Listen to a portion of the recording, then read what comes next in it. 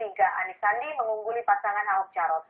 Namun menurut KPU DKI Jakarta, hasil hitung cepat ini harus disikapi sebagai informasi karena bukan hasil resmi. Untuk mengetahui bagaimana persiapan KPU DKI Jakarta melakukan real count atau hitung secara langsung kita akan Jakarta. Glennis, bagaimana persiapan dari KPU DKI Jakarta menjelang penghitungan resmi dari KPU DKI Jakarta?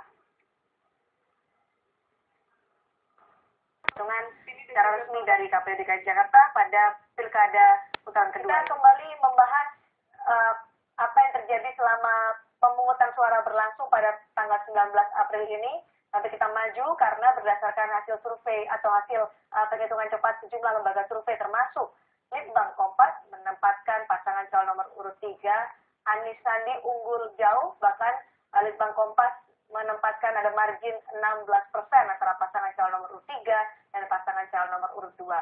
Jika memang hasil ini merepresentasikan pilkada DKI Jakarta, artinya kemungkinan besar DKI Jakarta punya gubernur baru. Jika ada gubernur baru, pasti ada program-program baru seperti yang telah dikampanyekan oleh pasangan calon nomor urut 3 selama ini.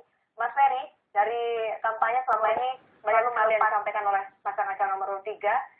Sudahkah ada susunan rencana jika nanti memang memimpin Jakarta? Ya, kita jadi disebut ya, kok itu konsiliasi sebagai perannya pasangan calon nomor urut 2 nantinya dengan adanya gubernur kebijakan-kebijakan baru. 23. Ya, bukan ditaji. Oke, dari yang sudah disampaikan oleh paslon nomor 3 selama kampanye dan unggul dalam pilkada DKI Jakarta. Terima kasih, Pak Rul. Terima kasih juga Mas Ferry. Mas Ferry nanti sama saya juga kita membahas lagi permasalahan Jakarta setelah ada suara unggul yang menempatkan paslon nomor 3 di pilkada DKI Jakarta ini. Selesai sudah. Langsung yang dilakukan oleh KPU DKI Jakarta. Ini kita membahas terkait dengan pekerjaan besar yang sudah menanti gubernur terpilih. Berdasarkan dari hitung cepat Litbang Kompas dan sejumlah lembaga survei menempatkan bahwa pasangan disyaratkan oleh pasangan calon nomor urut 3 dalam kampanyenya. Kita tahu yang paling populer adalah menolak reklamasi, DP 0 rupiah, tidak menggusur tapi urban renewal atau memperbarui. Mungkinkah janji-janji ini bisa menyembuhkan Jakarta atau paling tidak menambah itu? Yang adalah birokrasi menjadi pemegang peranan penting, Mas Philip. Birokrasi jadi tantangan sepertinya ya. Dan dari bawah ini kita akan bahas lagi soal keberanian gubernur DKI Jakarta untuk mengatasi permasalahan tersebut kepada gubernur baru nanti jika terpilih memang sebagai gubernur DKI Jakarta. Apa sih maksudnya yang kalau harus menyebut keberanian seperti apa sebenarnya diinginkan? Kampanye, bahkan juga ketika debat-debat yang dilakukan oleh KPU DKI Jakarta soal hal-hal yang menjadi permasalahan Jakarta, relokasi.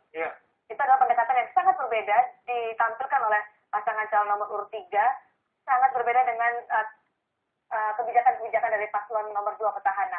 Kalau kita lihat saudara, sejak 2012 ada puluhan ribu warga Jakarta yang terkena penggusuran.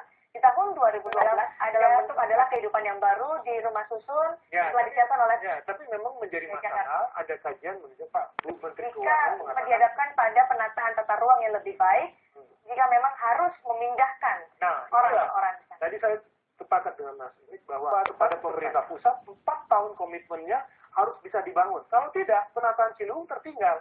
Jadi berpacu antara kebijakan pusat dengan instrumen yang ada di daerah. Warga bahwa tahun ini partisipasi publik itu yang menjadi PR besar kalau dari sisi politis. Satu lagi yang saya perhatikan dari dialog-dialog infrastrukturnya tapi juga manusianya. Tadi kata keberanian untuk bertindak menjadi kata kunci dalam keberanian dalam bertindak. Kita tunggu bagaimana nanti gubernur pilih. Terima kasih.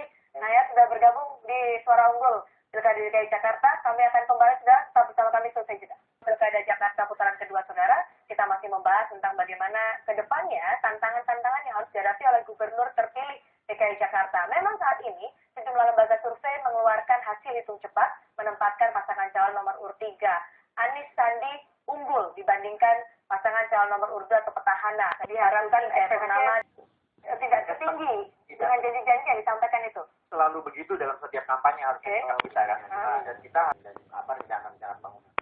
Ada rencana pembangunan. Jadi turunkanlah ekspektasi atau harapan itu ya. Karena masih ada persoalan politis. Dalam beberapa hal berbincang tentang bagaimana harapan gubernur terpilih ke depan karena pada 19 April ini luar biasa, tensinya luar biasa juga peristiwa terjadi ketika masyarakat Jakarta memberikan hak suaranya. Lalu ada Philip Termonte, Mas Philip, ini pilkada DKI Jakarta menjadi epicentrum. Jakarta adalah barometernya. Jakarta Barometer. Terima kasih Pak Cili, terima kasih telah menyimak selama 2 jam terakhir. Saya Cindy Susterani undur diri.